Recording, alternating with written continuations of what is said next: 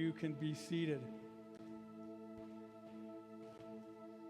Welcome to Hope Crossing Church. My name is Matt. I'm the lead pastor. Thank you for being with us this morning. A historic day in the life of this church and of these people. This will be our last Sunday worshiping together in this building. But God is good. He's done a lot of things through this building, in this church, and this people through its 65-year history. Thank you for being a part. Today, we are going to mourn together, perhaps shed some tears together, and I want to be sure that we've got time to hug each other and love each other and just encourage each other with God's Word and the presence of the Holy Spirit. I got a few passages I want to read, and we'll get right into it. Acts chapter 2, 42 through 47. And they devoted themselves to the apostles' teaching and the fellowship, to the breaking of bread and prayers. And awe came upon every soul, and many wonders and signs were being done through the apostles.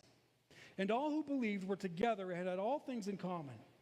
And they were selling their possessions and belongings and distributing the proceeds to all as any had need.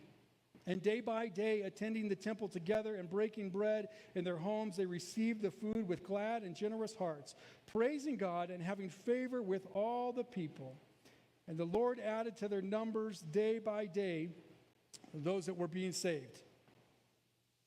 John chapter 5, verse 24, Jesus says, "Verily, verily, I say, verily, verily, I tell you, whoever hears my word and believes him who sent me has eternal life and will not be judged. He has crossed over from death to life."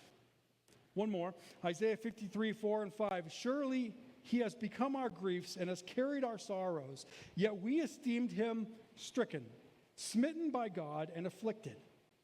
But he was pierced for our transgressions, he was crushed for our iniquities. Upon him was the chastisement that brought us peace. And with his wounds, we are healed." This morning, I want to do something just a little bit different, I guess. I want to tell a story. Can I tell a story this morning? Is that okay? Well, this story, it's kind of a true story. It's mostly my story, and it is your story, and I hope that you find yourself in this story. And there's a piece of the story that I adopted from another story. There's nothing new under the sun. I stole some of the concepts from this story from an author. I wrote a short story in the 80s. It's about a city, a dark city. And the city was dark and gray, and there was colors in the city, but they were faded, as if, they had spent years in the sun, and they weren't bright. There was no bright colors. And the moods of the people in this city, they matched. And there was a stench often in this city, a smell, a foul smell in the air. And the people of this city were somewhat foul a lot of the time themselves. At the edge of this city, all around the city, there was a great canyon, large canyon. Nobody really knew how deep the canyon was or how wide the canyon was, but we knew that across the canyon there was another side of the canyon, and there was land, and there was something the other side of the canyon, but nobody from the dark city had ever been across the canyon. There had been a few that had tried to build a bridge or a rope swing, or had tried to make the way across the canyon, a few explorers, but we never heard from them again. They didn't make it. We knew that. They didn't make it. Some had tried to go down into the canyon and hike across to the other side, but we never saw them again. Perhaps the canyon was bottomless. We didn't really know. There was the canyon at the edge of the city, and leading up to the canyon was like a green belt. Well, one time it was green. Now the grass is dead and brown. And in the middle of the, about maybe 30 yards of grass was a walkway, like a sidewalk that kind of followed the curves of the canyon. And it was a place where people would go for walks in the evenings or a stroll in the mornings. And about every 100 or 200 yards, there was these benches where people could sit and take a break. One morning, it was a Friday morning early, I was on a walk. See, I know about the gray city so much because I lived in the dark and gray city for a time. Well, one Friday morning, I was on a walk in that sidewalk that goes along the canyon, and I kind of hobbled. And part of my story that maybe you don't know is I was born with my left foot was clubbed. It was like a clubbed foot. And so I would carry a cane in my left hand, and it hurt to walk. And it was hard growing up like that because the children were cruel in the dark city. They were very cruel. Never got chosen to play on any teams. I couldn't run. Nobody wanted me on their team. And all my life, I felt like I was on the edge and an outcast. This one particular Friday, I was feeling very dark. The clouds were dark that day. Pretty typical day in the dark city, although it seemed a shade darker that day.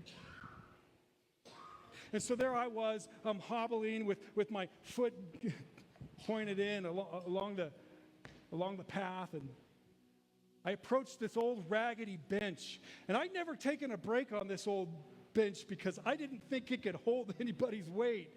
It was old and broken. But this day there was a young man sitting on that bench.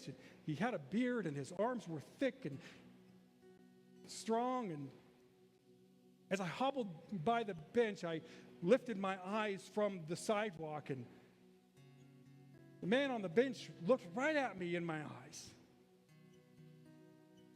And there was something in his eyes that I didn't see much in the gray city. In fact, not until now could I put words on what I saw in his eyes. It was rare in the dark city. I know today what I saw in his eye was a sparkle of hope. And it was strong enough that it stopped me dead in my tracks. And he stood up from the bench, and he was a tall man, had an athletic build, and he spoke to me. And he knew my name. And for a moment, I had to gather myself. I was in shock. One, because of the hope that was in his eyes, but also because he knew my name. How did he know my name? He beckoned me to come to him. And for some reason that day, I was particularly trusting. He reached out and he took me by the hand. That was my right hand. My cane was in my left hand. And he started walking with me towards the canyon, and I resisted at first. His voice spoke with a soft and gentle authority, and he said, "Trust me." And so as we walked towards the canyon, I followed him. And on that day, I didn't care whether I lived or died.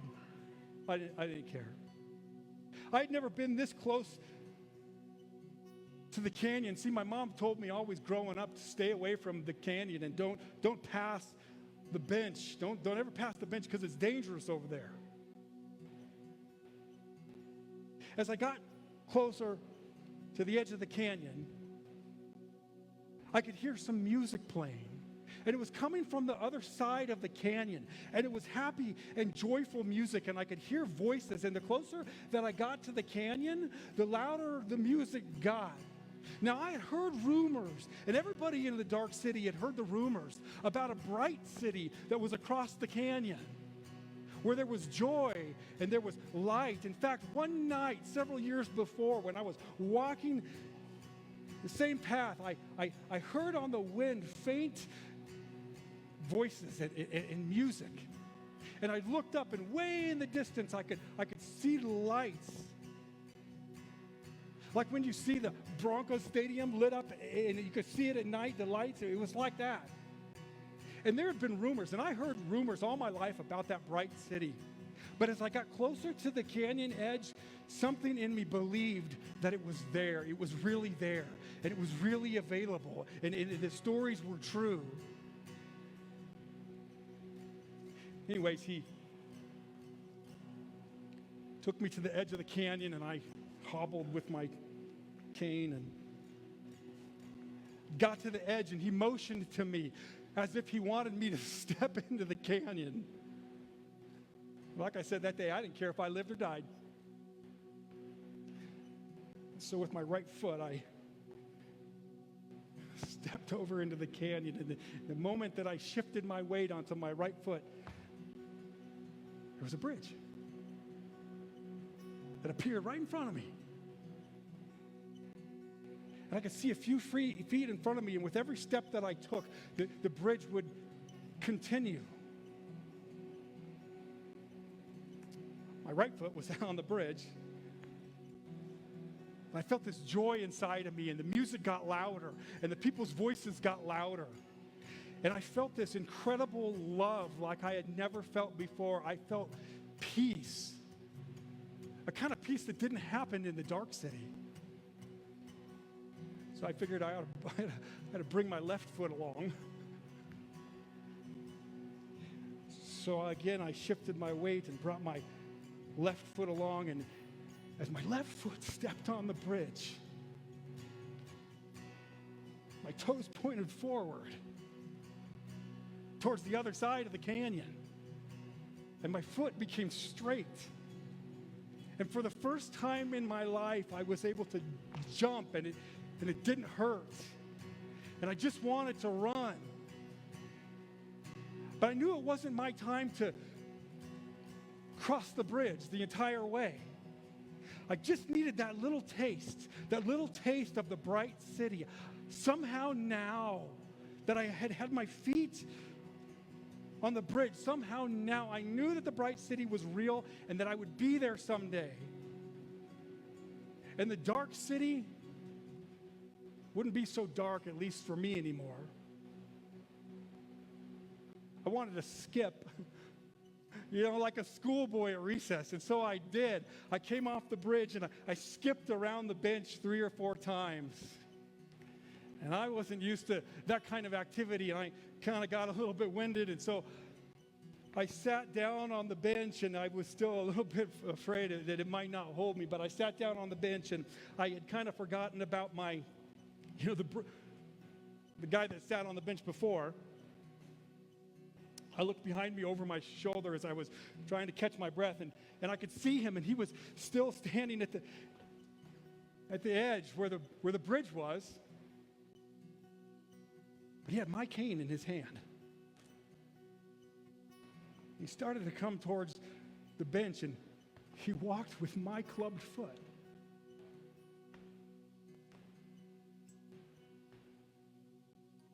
He still looked young, and he still looked strong. And he sat down next to me, and I trembled at what I had just seen. Something inside me knew that his clubbed foot was my clubbed foot, and that was because of me. And I had this sorrow all of a sudden. It's hard to explain because I had this sorrow, but at the same time I had this joy inside of me, kind of in a sense competing. So I sat there in silence for maybe 30 seconds when I saw this woman walking down the sidewalk. Slowly, her face was in her hands, and she was sobbing, 1,000 tears she was sobbing.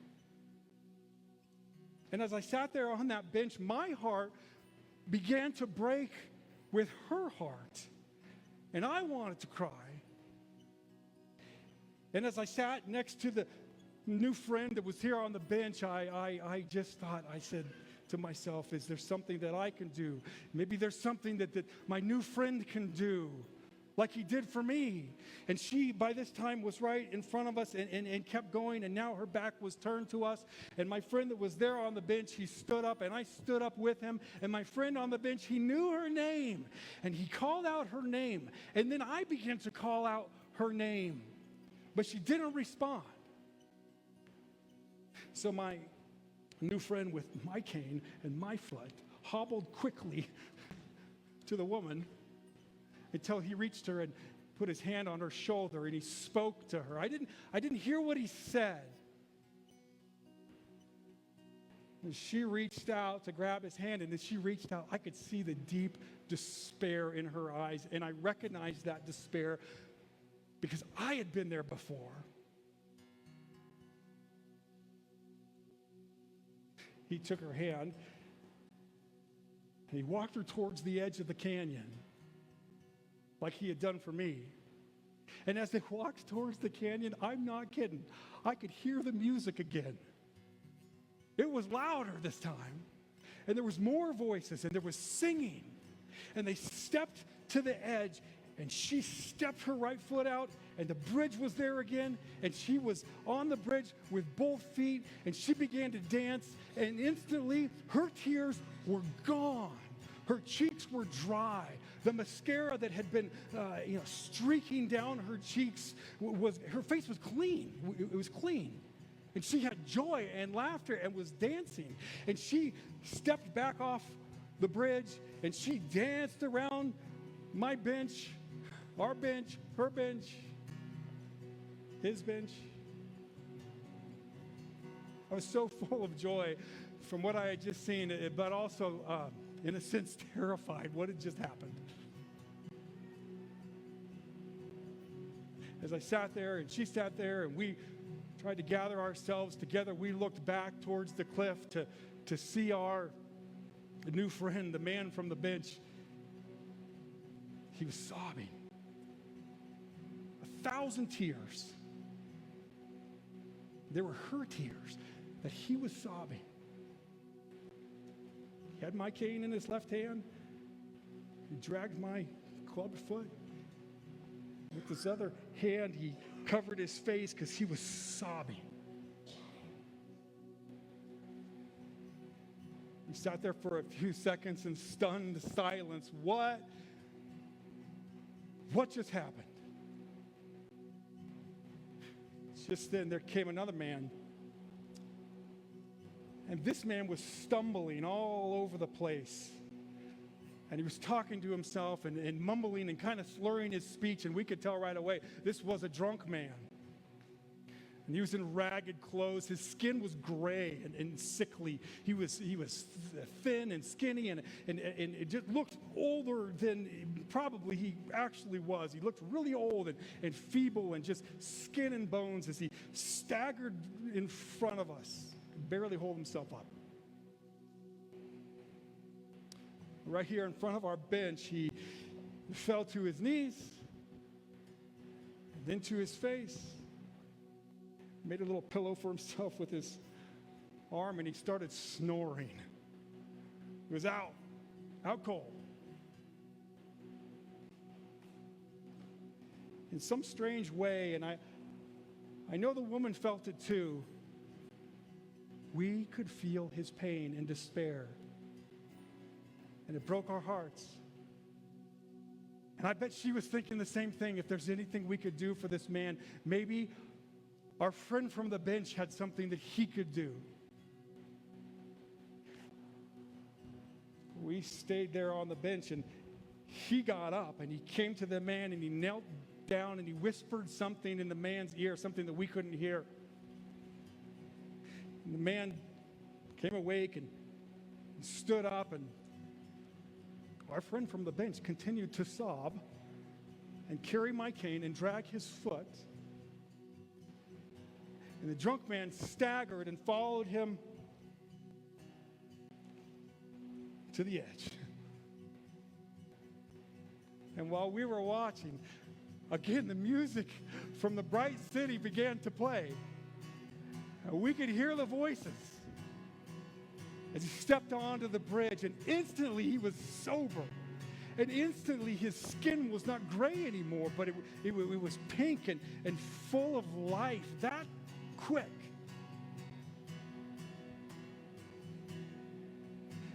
He was still an old man, but he didn't stagger anymore, and he looked strong for an old man. Came back to the bench and was excited and kind of danced around the bench in front of us. And we looked back to see the man from the bench as he started to make his way back to the bench with my cane, dragging my foot, sobbing, staggering, kind of talking to himself. As he got closer, we could smell the alcohol on his breath. When he got to the back of the bench, he went down to his knees and kind of as if he was making a little bed. And he laid down, and with us watching over the back of the bench, it seemed as if he had fallen asleep. A few minutes later, we realized what had happened. He died. And somehow as we sat together on the bench, we knew that it should have been us. It should have been us. And we began to sob and we began to cry because we had seen the life change that had happened.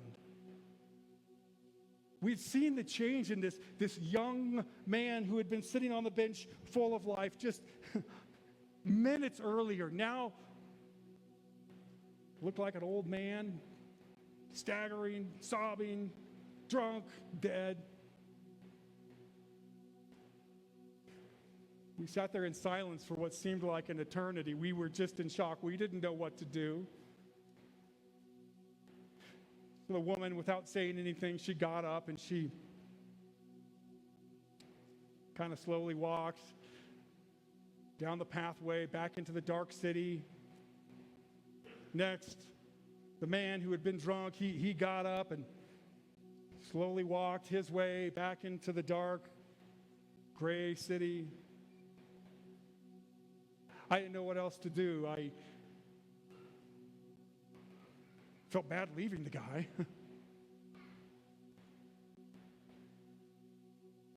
I got up, made my way back into the gray city, back to my little house, and I laid down on the couch. I was exhausted. By now it was only, it was late morning, not too late in the day, but it was late Friday morning, and I laid down on my couch in my little gray, dark house. And I slept all Friday afternoon. I must have slept all Friday evening. And then all Saturday. And then all Saturday night as well. I woke up early Sunday morning to a bright light coming through my shades, which was unique for the dark city. I'd never seen anything like it in the dark city. And so I got to my feet and I went to my front door out into the street, and I could see that the light, it was coming from the edge of the city where the canyon was. And so for the first time in my life, I ran to the edge of the canyon. Back to the bench. And behind the bench, you're not going to believe this. Behind the bench was my friend from the bench. And he looked young again, and his beard was full. And he was full of life. His arms were thick and strong, just like I had first seen him. He had a big smile on his face, and the light was coming from him, and in a strange way from behind him as well. And the bridge, I could see it, the whole thing. For the first time, I could see the whole thing. And it sparkled with silver and with gold and with rubies and with with diamonds, and I could hear the music clearly coming from the bright city. And they sang these beautiful songs like with the sound of angels' voices, with the sound of joy coming from the other side of the bridge, the bright city that I now knew existed. And I knew what it was like. Because when I put my feet on the bridge, I experienced it. And you know what? Even when I was here on the bench, sitting on the bench, I could experience. I knew what it was like in the bright city. And I knew that it was real. As I stood there and I watched him, to my right was the woman. She had come back too. And on my left was the drunk man. But he wasn't drunk anymore. And we watched in silence as the man from the bridge turned and crossed the bridge. As he crested over the top of the bridge, he disappeared, and then the bridge, it was gone. Well, it was gone from our sight, but we knew, me and my friends, we knew that the bridge was still there. And the music continued to play for a few minutes. And again, we stood there in stunned silence, and the music faded a little bit, and we looked at each other, and we started telling stories to each other. We were there, and we knew each other's stories, but we told of more stories. And we knew in that moment, because we had hope. We had hope that there was a bright city and that someday we would be there. We had hope. And we had this deep peace inside as well. And once the man from the bench was gone, we also had purpose.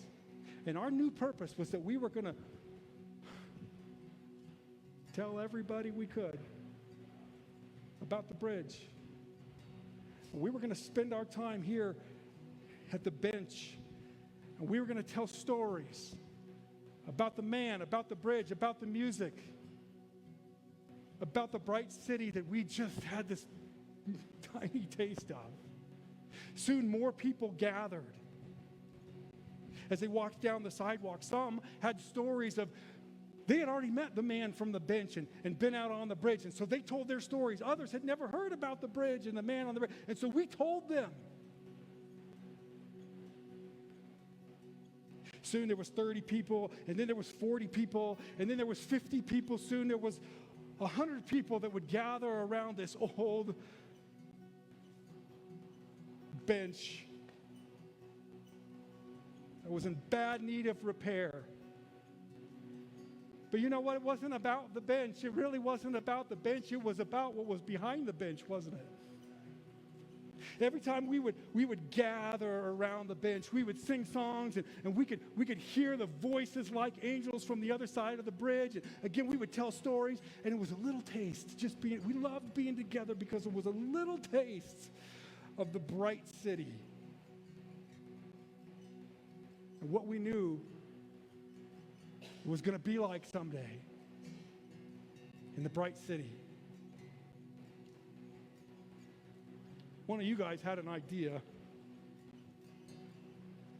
One of you guys said we ought to have a name for our bench. We ought to have a name for that place where we gather and where some of us met the man on the bench who showed us the bridge. We ought to have a name for that place, and it should honor the man that was sitting there and the sparkle in his eyes.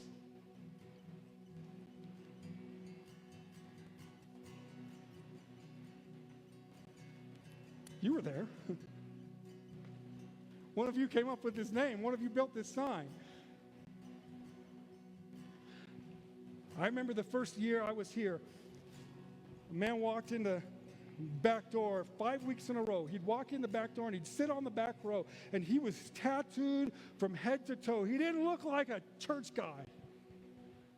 He'd come late and he would leave early.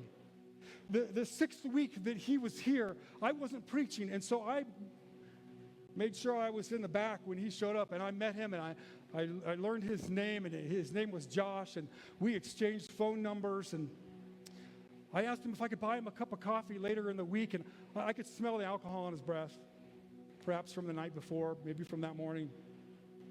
At Starbucks just up the street, he shared with me about his life and about his family and his kids and about how he was about to lose everything. And the tears began to fall, and right there in Starbucks, right there, he put his foot out. And he stepped onto that bridge. And he did a little dance. But just a few days later, you paid for it. I took him in my car, but you paid for it. Down to a treatment program in Arvada, I believe it was. He got himself sober. It's been 9 years since he's been sober. He moved out of state, so he doesn't come and gather with us anymore, but his life was changed. I remember Leslie and Michael, when you first came, and you were sleeping in your car out in our parking lot. I think Kathy was the administrator at the time, and I said, "Who are these people in our parking lot? Can you get them out?"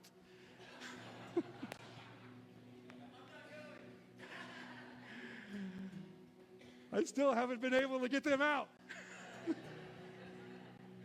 Kathy said, "Come on, Matt. I've met them. They're good people. They come to the food bank. Can they just park here at night?" And so they did. And after a few weeks, we got them to join us. I think it was about 2 years later, right in front of the bench, right here, we baptized Leslie.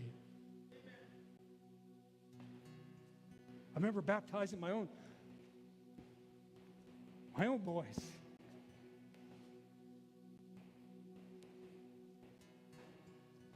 I remember when you first came, Kurt. And maybe it was about 12 months later, you stood right here and you married Deb. Right in front of the bench. Nancy, I remember the day you were baptized here. Steve, I remember you were the last one to be baptized in that baptismal. And then I remember the days you baptized your own kids.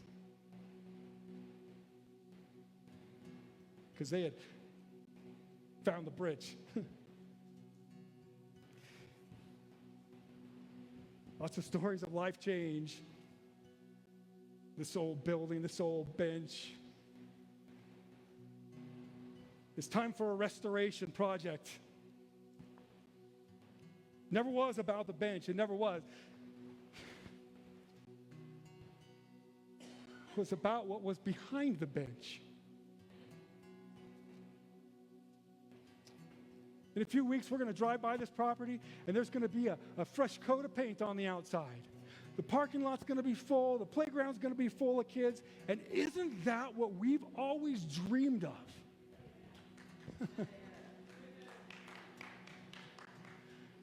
And doesn't this bench deserve a makeover like that?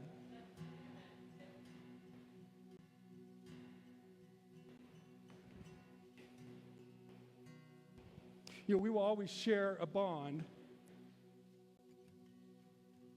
Because when people gather and share stories of how they found the man on the bench and found the bridge, when we do that, it creates a special bond. And when we sing together, it gives us just a little glimpse of what it's going to be like on the other side in the bright city. And you know, there's been a handful of us that we've witnessed ourselves. We've watched step out onto the bridge and continue on to the other side. And those were sad days for us.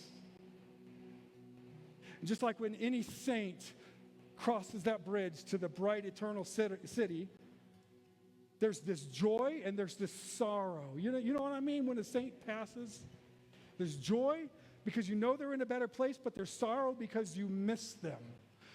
But you've got the stories. That's kind of what today is like, isn't it? It's sad, yes, but there's great joy. Great joy.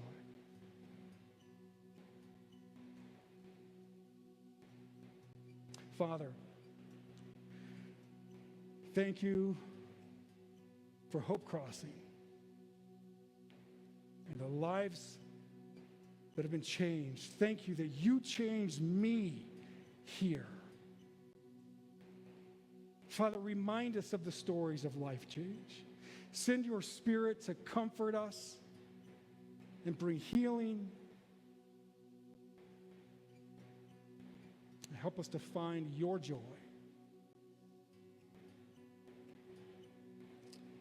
Let's join with our friends who have gone before us. Let's join with the voices of the angels. Let's join with the voices of the bright city. Let's join with all those that have been a part of this church for the last 65 years, whose, in one sense, whose shoulders we stand on. And let's join with the saints who have found the bridge that are about to fill this place in a few weeks. Stand with me together and let's worship together.